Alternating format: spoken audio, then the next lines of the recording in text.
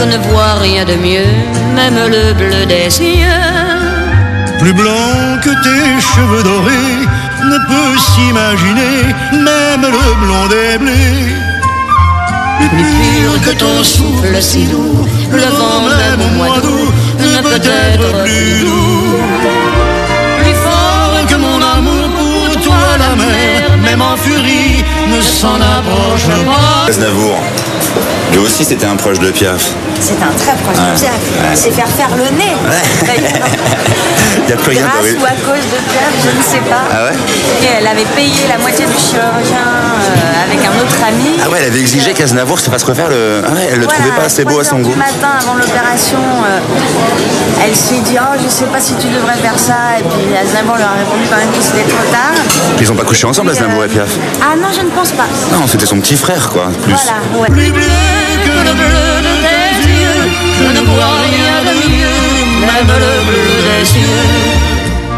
Si un jour tu devais t'en aller. Voilà. Bonsoir. Ginou. C'est vous, alors? C'est moi. Elle me disait c'est la meilleure amie de Piaf. Oui. Je disais mais elle doit être sans âge, Ginou. Non, mais 102 ans seulement. 102 ans seulement? Je suis le dernier dinosaure. Dernier dinosaure. Ils sont beaux vos gants. Ah ouais. Faites-moi voir ça. Côté rock'n'roll. Elle est sexy, Ginou. Là, vous étiez fan en fait avant de la rencontrer concrètement. C'était pas à ses débuts, elle était déjà star quand vous l'avez rencontrée. Bien sûr. Vous aviez 16 ans et vous avez rencontré sur les Champs-Élysées Un compagnon, oui. le patron des compagnons de la chanson. Non, pas le patron, j'étais Non modeste à l'époque. Non, j'ai pris un des compagnons. Non, le patron, c'était Edith, il l'avait. Donc moi, j'ai pris un autre. Et en fait, c'était un peu par intérêt, quoi. Quand vous avez su qui il était, vous vous êtes dit, tiens, c'est un moyen. Au départ, oui. Mais enfin, après, j'ai quand même été amoureuse de lui. Mais au départ, quand il m'a dit, je suis compagnon de la chanson, la veille, j'avais entendu les trois cloches. Vraiment, dans une petite bulle, moi, j'ai vu Edith. Elle m'a demandé si je savais faire une mise en pli. J'ai dit oui. Elle m'aurait demandé si je parlais grec, j'aurais dit oui aussi. C'est plus qu'une amitié. C'est bon. Maintenant, on peut plus dire ce mot. Mais c'est de l'amour qu'il y avait entre nous. Et vous avez connu toutes les histoires de cul d'Edith Piaf. Ah bah oui, j'ai connu toutes ces histoires, bien sûr. Elle aimait à chaque fois comme la première fois. Sauf Cerdan. Ça a été son grand amour. Elle était quoi? Elle était amoureuse de l'amour ou elle était amoureuse des gens qu'elle rencontrait? Des hommes qu'elle rencontrait. Elle aimait les hommes. Elle était multiple alors, parce qu'il y en a eu des mecs dans sa vie quand même. Ah oui, vous mangez pour combien de fois par jour quand ça vous plaît? Ah ouais. Vous prenez du même plat combien de fois? Mais elle avait le don d'attirer les hommes mariés. Oh non. Quand même, il y en a eu plus d'un. Oui, bon, c'était du hasard. Elle ne cherchait pas le coup d'un soir, qu'elle cherchait le grand amour. Elle avait une soif d'absolu en fait, c'est ça? Absolument, oui. Ouais. Elle était fleur bleue. Oh là là, midinette au fond de l'âme, bien sûr. Et chacun de ses amours effaçait le précédent en fait. Ah oui, elle changeait de tenue, de vestiaire. On jetait les draps précédents, on rachetait des... La garde-robe aussi, elle changeait de peau. Bien sûr. Le premier homme après Marcel Cerdan, c'était Eddie Constantini.